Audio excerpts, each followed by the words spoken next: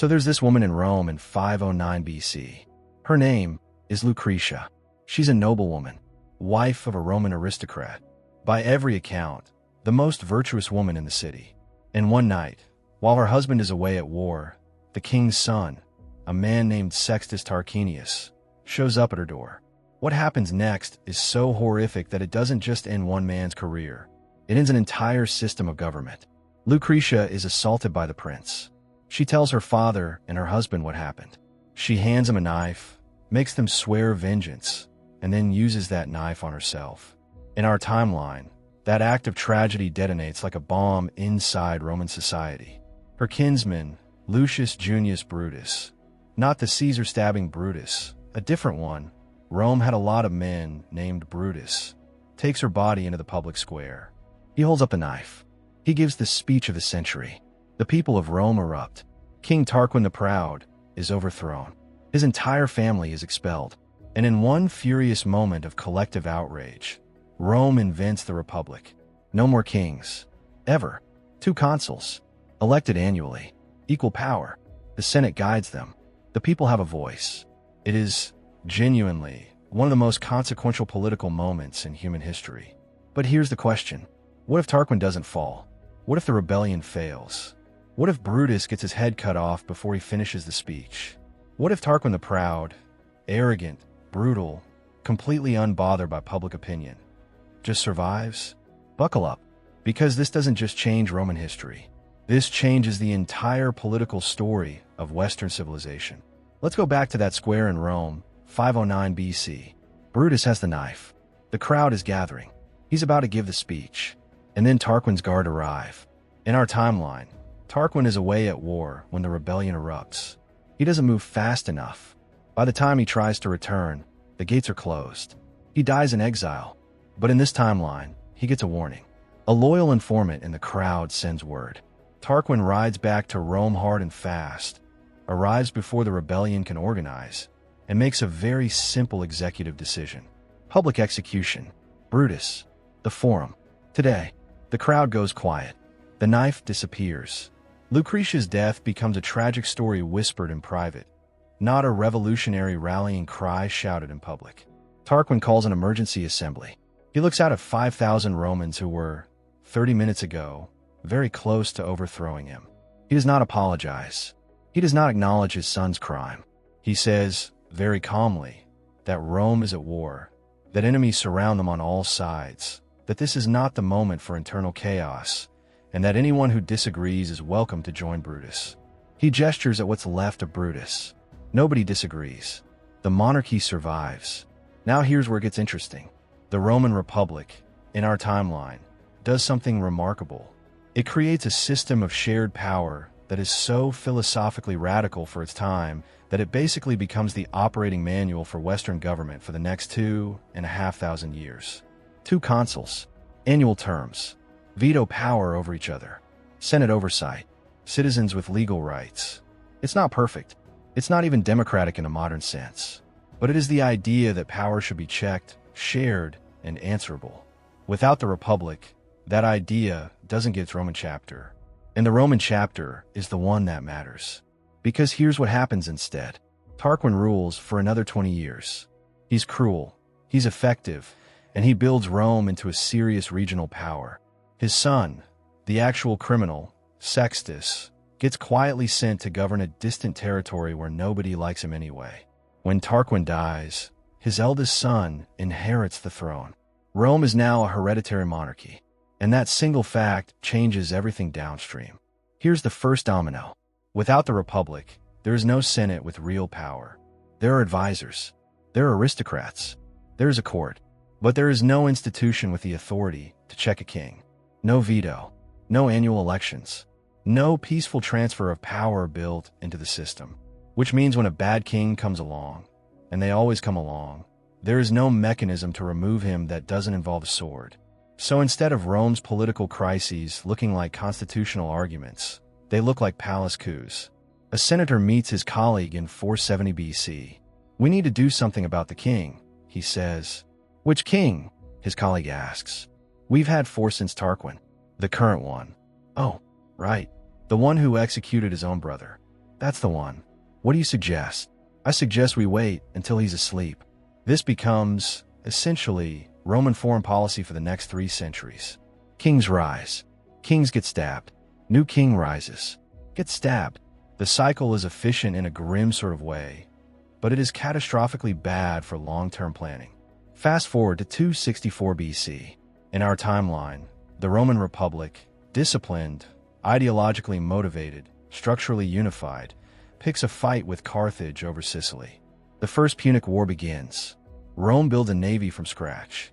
Rome loses half that navy to storms. Rome builds another one. Rome wins.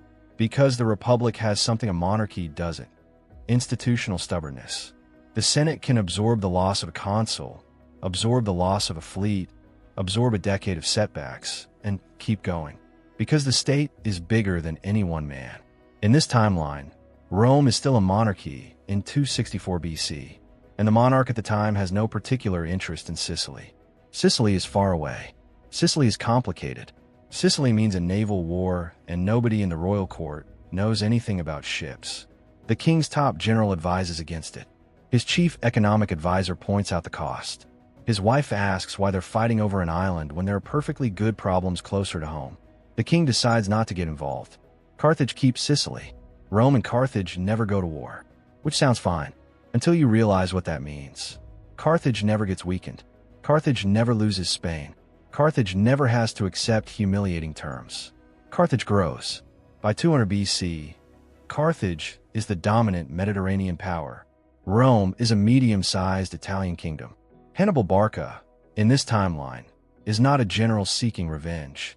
He's the governor of a thriving empire. He's fine. He's doing great. He has no reason to cross the Alps with elephants. The elephants are relieved. Now, the big question, the one you've been waiting for. What about Julius Caesar? Here's the brutal answer. Julius Caesar, as we know him, is a product of the Republic. His entire story, the political climb, the alliances, the rivalry with Pompey, the conquest of Gaul, the Senate ordering him to disband his army, the Rubicon, the Civil War, the dictatorship, the assassination, every single beat of that story requires a republic to push against. Caesar is a man who breaks a system. Without the system, there's nothing to break. In this timeline, a man named Gaius Julius Caesar is born in 100 BC. He's intelligent, he's ambitious, he's charming, and he's a mid-level nobleman in a hereditary monarchy who has no clear path to power that doesn't go through the king's favor. So he tries to get the king's favor. The king finds him annoying. Caesar spends his career writing very good letters that nobody important reads. He dies at 62, moderately wealthy, largely forgotten. There is no Rubicon moment. There is no ET2 brood. There is no Ides of March. And without Caesar, there is no Augustus. And without Augustus, there is no Roman Empire as we know it. The whole thing just goes sideways. By 100 BC, the Roman monarchy, now roughly 4 centuries old, is running into serious structural problems. The Italian allies are restless. They've been fighting Rome's wars for generations and getting almost nothing in return. In our timeline, this crisis gets resolved, messily, violently, but eventually, through the political machinery of the Republic. The social war happens. Roman citizenship gets extended. The system bends without breaking. In this timeline, the king's solution to restless Italian allies is to send more soldiers. This works for a while, then it stops working. By 50 BC, Rome is fighting simultaneous revolts in 3 different parts of Italy. The king raises taxes to fund the military.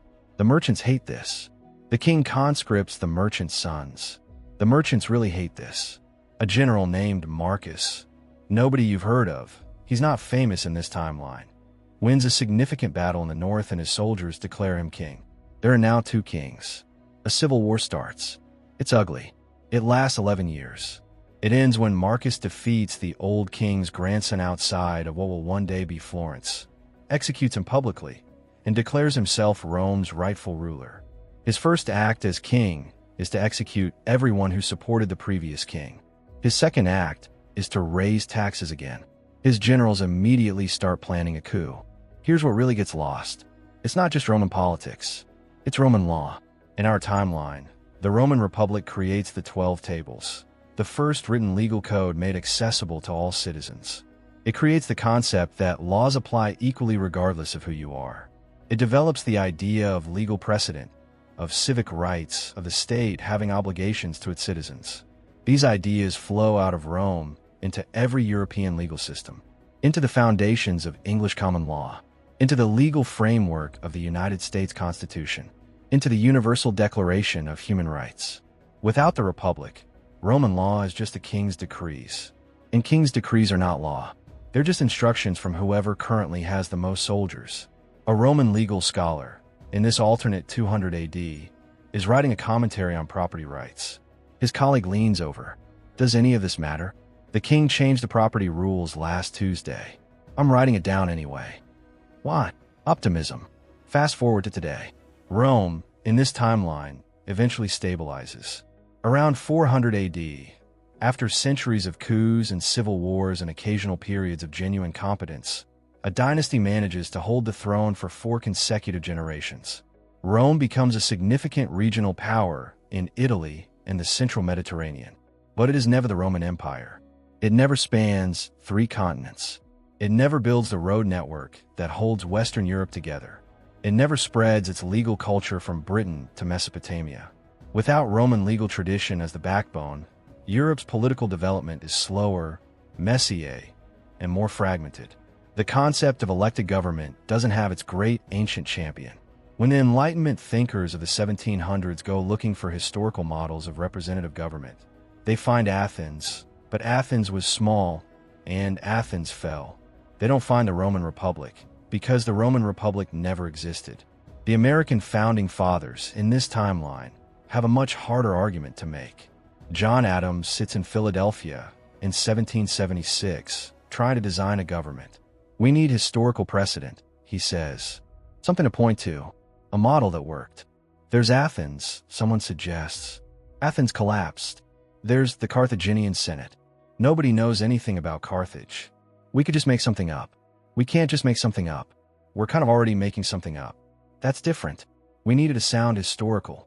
The Constitution they eventually write is shakier, less philosophically grounded, and less durable.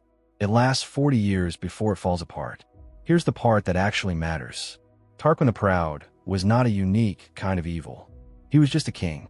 He did what kings do. He took what he wanted. He punished whoever challenged him. And he assumed that the rules applied to everyone except himself. What was unique was the response. A woman named Lucretia, a man named Brutus, a crowd in a square, and an idea, radical, fragile, almost accidental. That power should have limits. That idea needed a champion. It got Rome.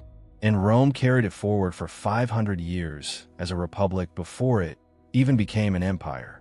500 years of arguments, reforms, crises, and occasionally functional government.